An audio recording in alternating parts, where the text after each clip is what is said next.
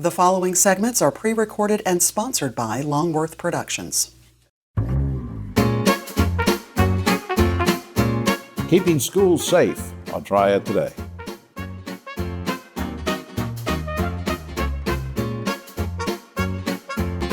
Hello everyone, I'm Jim Longworth. Welcome to another edition of Triad Today, coming to you once again from the Cedar Botanical Garden in Curtis. We'll tell you more about the garden later on, and that's when the roundtable shows up too, so stay tuned for that. Lots of great information, important guests coming up, talk about things like school safety and much more. But where we want to start is talking about community service with two very special first-time visitors to the show. Omni Fowler, Senior Vice President of Retail Operations for Modern Automotive Network, and his special guest, Aaron Richardson, Director of Development for ABC of NC. We'll tell you what that's all about in just a second. Welcome to both of you. Good to see you. Thank you so much for having us. Omni, I know you wanted to turn the spotlight on Aaron, so you and I very quickly, I want to ask you one quick thing, and that's, your family has such a legacy of serving the public. Why is community service so important, and how does that lead us into your support for ABC of NC? Well, we just celebrated our 91st anniversary and have 5 generations within Modern. I think from ever since I can remember growing up, we've always tried to give back and support all the various triads or local charities. As we've expanded, we've just continued to do that. Right. And then you hooked up with ABC of NC, Aaron's organization. Why are they important to you? Well, they're very near and dear to my heart because my son Wyatt was diagnosed when he was pretty young, when he was only two to 3 years old. And then he went to ABC, and I'll let her tell you what that's all about. But he spent about 4 years there, and he's doing fabulous. He was on the spectrum, but he's 13 now and doing great, just like a normal kid. Well, he is doing fabulous. And Aaron, that brings me to you. Give us a little spiel on what the mission of the organization is. Absolutely. So ABC of NC is a behavioral health clinic, and we're also a licensed accredited school.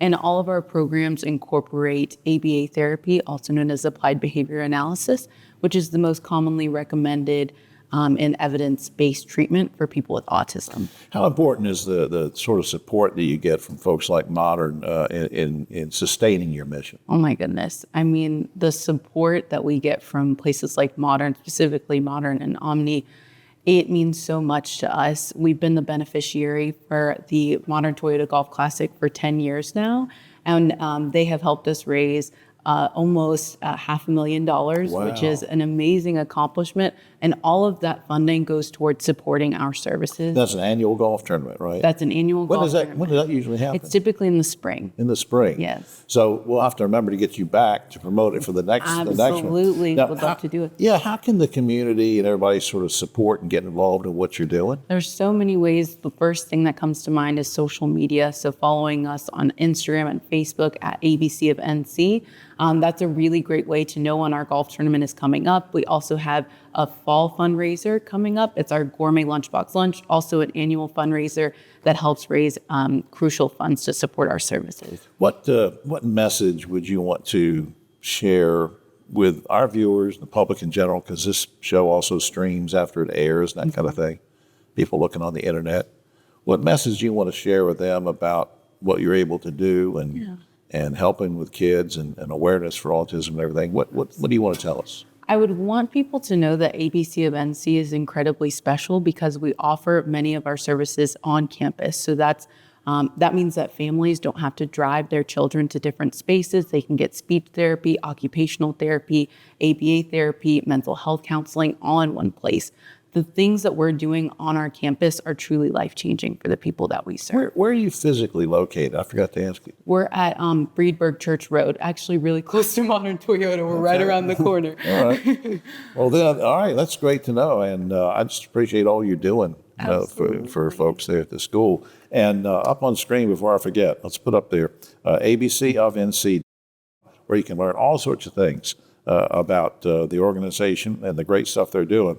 And also a shout out to Omni and his whole family, to Ashton and everybody for what they do. You can check out modernauto.com anytime you want, because you guys have dealerships all over the region, right? Yes. We have 17 locations, a lot of brands. Yeah, so not hard to find that big red sign with a Modern on it. But And also, I just have to say, we're going to see you and Ashton, your daughter Ashton, later on in the year with some of these segments. But I want to thank you for all that you do for the community and family. And Aaron, thank you for being here. Absolutely. Thank you so Thanks much. for letting us be on. Really right. appreciate it.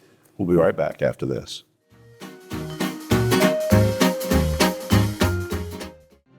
The world's brightest are Fulbrights, Goldwaters, McNairs, and Spartans. Prestigious doesn't have to be expensive. UNCG. Find your way here. Back now on Triad Today, let's talk about the internet in a way with two folks who know all about things like that. And first-time visitor here, Michelle Slayton, comes to us from Australia. So she flew in. That was a long flight today. No, she's been here for a while. Michelle Slayton is Business Services and Economic Development Supervisor for Piedmont Triad Regional Council. Garrett Dinkins is Economic Development Coordinator for PTRC. Good to see both of you. Good to see you. And we are so glad that you're here and not in Australia. Thank you. That's right. Me too. Now, Michelle, let me start with you. What's the mission of PTRC? Just remind us. So the Piedmont Triad Regional Council's mission is to improve the lives of its community, and we do that through creative regional solutions. We have a 12-county footprint, and our departments include community development, criminal justice, regional planning, an area agency on aging, and our department, which is workforce and economic development. Right. And our department, really, our primary mission is to just foster resilient communities, and that's part of the reason why we're here today. Right. Well, that was a good segue into you, Garrett. Now, Garrett, I think you sent me an email one day about something called, I'm going to make sure I read it right, Broadband Mapping Fabric Project. What is that all about? So it is a mouthful. So the Federal Communications Commission, they have a national broadband map. And what they've done is they've compiled all the broadband infrastructure and assets all across the country.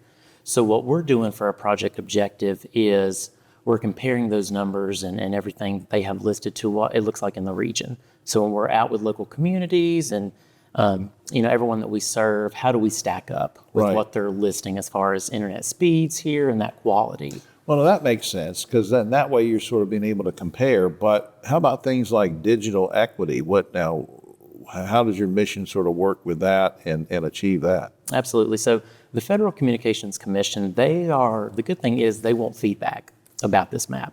So at the Piedmont Triad Regional Council, we've developed an application that serves as a portal where anyone can go in, type in their street address, and pull up what is listed in that map. And you can kind of compare and see, I didn't know there was fiber in my area. Is this true? So well, that's right. Most people don't know one way or the other. Right. And if you think it doesn't look right, you can actually make that challenge in that portal, and it will go to the FCC side of it. And they can qualify if that's, if they need to do more research and all with their map. Michelle, I'm thinking, in general, all this that Garrett's talking about really ties into economic development, right? Yeah, definitely. And we really look at broadband as being synonymous with economic mobility, and the internet is that great equalizer. And so as we're looking across our 12 counties, just ensuring that businesses coming to the region and all of our residents have the best access to internet, and we can challenge the map to bring more.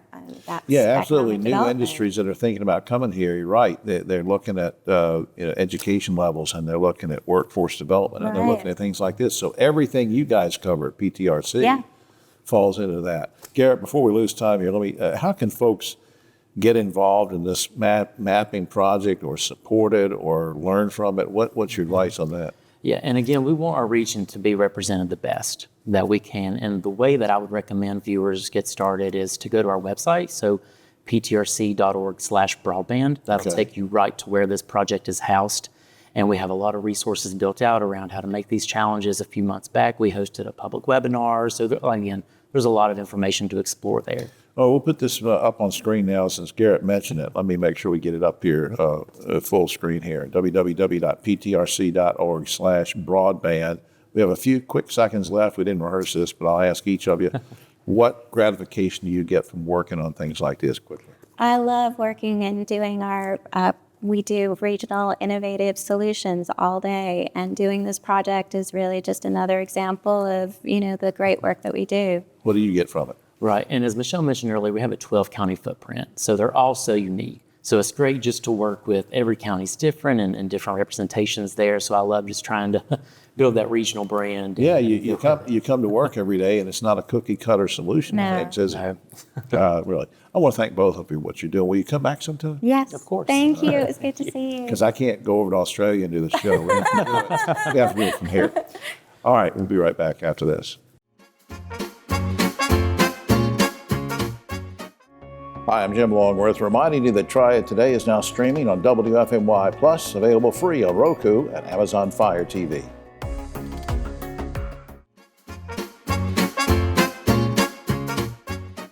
Back now on Triad Today, not much more important to talk about than school safety these days.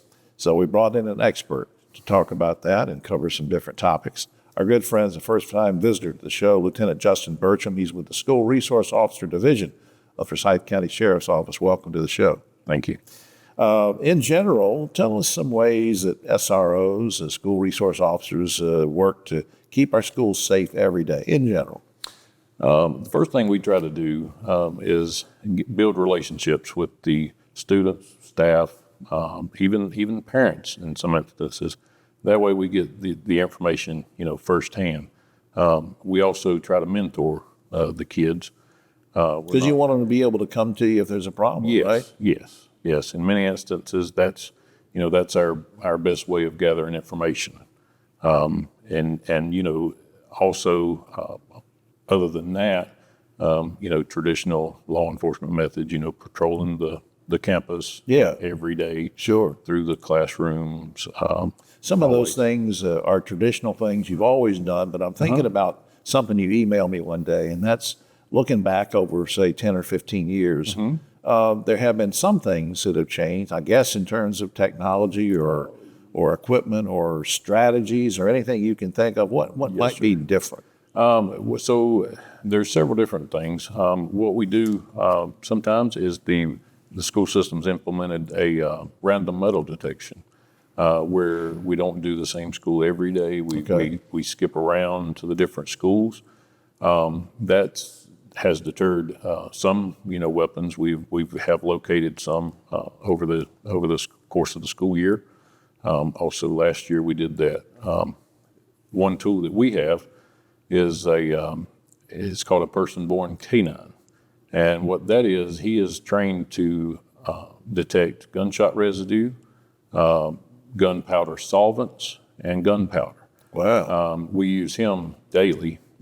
We do him kind of random also. Right. He picks a different school every day, walks through the halls, can walk, down the hallways while children are out in the school. Right. And can detect all those things. So that's great. The canine unit like this. Is it German Shepherd or? No, he's a lab. Well, a lab. Okay. One thing you mentioned the schools very quickly. Y'all have a pretty good partnership with the schools, right? Why is that important? Oh, we do. That way we can work closely. We can spread information to them. A lot of times they get information, of course, before we do. But we've built that relationship and talk to them daily, if not, sometimes all day throughout the day. I know that you and Sheriff Kimbrough and others meet with parents and the public a lot and go into this, not just the schools, but around the community. What can you tell the parents that might be watching? They say, well, Lieutenant, what do I tell my kid to make sure he's safe in school or she's safe in school or doesn't get in trouble? Or what advice do you give to parents these days? If they see something, say something. There is, another tool that they can download, which is the Say Something app. That is a tool that we get several tips on every day. I know it's not the most popular thing to say something against another student or another kid or anything like that. Right. But at least if they see something, tell somebody. Absolutely. And now the media always covers negative things and they have to cover crimes and things like that. But You guys do a lot of positive things. Give me an example of something that y'all are proud of. We do. We have, like I mentioned before, mentoring. That's the first thing. We're not here totally as law enforcement. We can do, other things. We have SROs that, spend their own money for, things, little things like candy and stuff like that to give to kids. Right. Also, some of our SROs, volunteer. You might have some that volunteer for coaching sports. Sports teams, Yes, that's right. I've heard about that. We do. We've got 3 or 4 that I can think of right offhand. There may be more, but we do that. They volunteer with our community outreach, unit to get out in the community and just show them that we're not, totally there just for. Yeah. And that goes back to the old-fashioned way of doing things too, just being available, being a part of the community, and I really appreciate what you do. And I want to, before I forget, let me put up on screen, GO, FCSCONC. So that's GO, Forsyth County Sheriff's Office, NC.org, which is a lot about trying to recruit, and we do want to recruit more officers and staff, but it's a good website to go to anyway. And Lieutenant Bertram, tell the sheriff I said hello, will you? I sure will. Thanks for doing this. Oh, appreciate it. We'll be right back after this.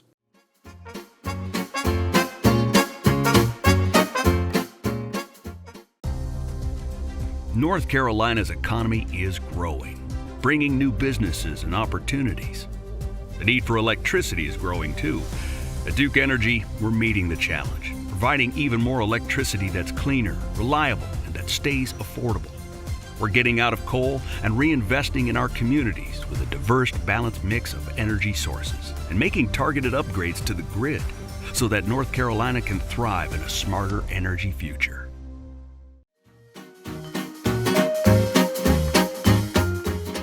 Back now on Triad Today, time to spend a few minutes with Mr. Theater, who I guess he'll always be Mr. Theater, even though he's going to retire soon from High Point Theater. Dave Briggs, director of High Point Theater. Good to see you, short timer. Good to see you, Jim. Thank you. Let's talk about that a little bit. Yeah. You've been there 13 years. 13 years. Yeah. All right, let's talk about things that have changed, things you've seen change or helped to change with theater in the city. First, let's talk about attendance.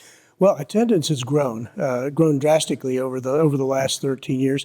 Of course, in 2011, when the Shakespeare Festival started canceling their events, and then eventually their business folded in 2013, we saw a massive decrease because they were in there constantly. Right. But after that, it allowed us time to pick up and do a lot more shows, a lot more things, and then we've also, because we host all these dance competitions and recitals and these pageants and these other rental events, our attendance has increased dramatically. What was it like? It's now like 70,000 a year. So right at that. 30 or something. Yeah. Economic impact. The economic impact, we gauged it in 2011 when I came, as our annual economic impact, less the Shakespeare Festival, was around $2.5 to $3 million a year. This past year, we estimated it was a little over 13.5 to 14 million. That's a substantial increase, and I'm really proud of the work that our theater team does, because without this group of folks that I have working there, we wouldn't be able to do as many events as we do. Well, let's talk about that for a second, too. For those who have already picked up their copy of Yes Weekly from this past week, I did a column about Dave and his career. And one of the things we talked about in that was a lot of places involved with the arts, as well as restaurants, entertainment venues, folded during COVID. That's right. Couldn't make it. But High Point Theater kept going strong. Why? Well, in large part because city management, when it all fell apart in March of 2020, I approached city management. I said, please don't shut us down, because it will take us a lot longer to retool to reopen. And they agreed with that concept. And so we did a lot of projects inside the building in 2021 and 22 that allowed us to once things fully reopened, we were ready to go. Plus, we added some streaming system services so we could continue our dance recitals and our competitions and so on within the building. And you're starting your own consulting business, which will still stay in High Point. Tell me about that. Well, it's called Dave's Arts Management Network. DAMN. DAMN. That's a cuss word, but anyway. It is not just another damn consultant. Right. I do have a website. It's davesartsmanagement.net, but it's not up yet. So if you're trying to get to that, it's going to be under construction for probably a couple more Right, months. and you're going to help who? I help arts agencies, for those folks who want to present performances and so on. I help them read contracts, negotiate fees. If they're looking to build or increase their board development, I can work with that, help them with that, help them with employee retention and A lot of things people don't think about in the arts world because they don't come necessarily from a business experience standpoint, but you do. And I can help them find artists. So, I mean, I get calls nearly every week as, hey, we're looking for a jazz performer or a bluegrass artist. Who do you know? Yeah, because you're connected to that Right. world. That'll be great. All right, and you'll still be doing Triad Today, so Yeah. you're not going away there. Yeah. All right, very quickly, we have a couple things coming up. Lee Greenwood, looking ahead to August. That's Saturday, August 10th. Saturday, August 10th, that will be the opening of our 24-25 season. This is the 40th anniversary of the God Bless the USA, which is just a huge song, very patriotic. Sure.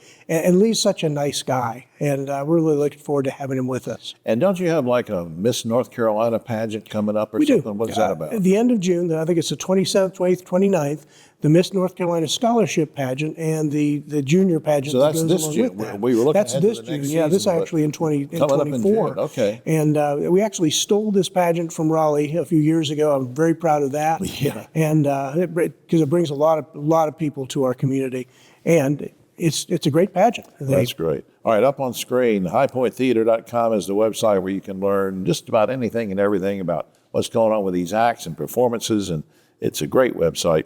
But if you want tickets, don't go to scammers or scalpers or whatever. Go to this number, 887-3001. Get your best deal on tickets. Mr. Theater, will you stay around for the round table? Sure. All right. Gladly. We'll be right back after this.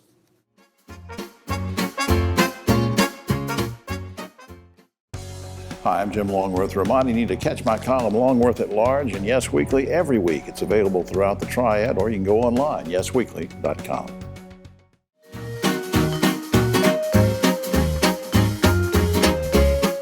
Back now on Triad Today, just about time for the roundtable, but a quick shout out to the good folks here at Senior Botanical Garden in Curtisville. It's beautiful. You could go to the website and learn all about it. You can have your functions out here. There's always something growing at Senior Botanical Garden, including these three growing boys. On my right, Ogie Ogman, but the political left. He's always on the left. And we held over Dave Briggs, Mr. Theater, and Keith Granberry, founder of Helping Hands Consultants. Okay, guys. Republican legislators in Raleigh are proposing a law that will allow high-income parents to receive vouchers for sending their child to private schools. Good idea or bad idea, Ogie? So let's give money to the people who already have money. Who don't need it. What do you think? I think it's a dumb idea. Dave Briggs. Yeah. It's the private school thing that really bothers me here.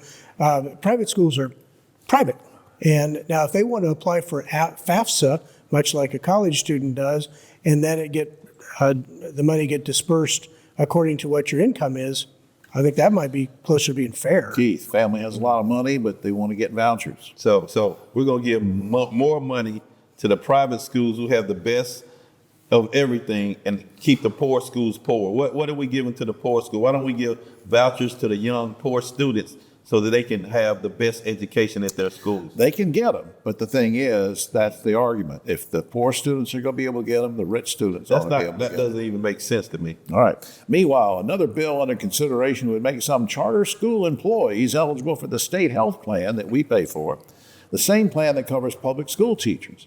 Now, the thing is, as you know, charter schools they receive state funding, but they're independent, and many of them are private, as Dave was talking about. Are you okay with covering charter school staff under the state health plan? Ogie?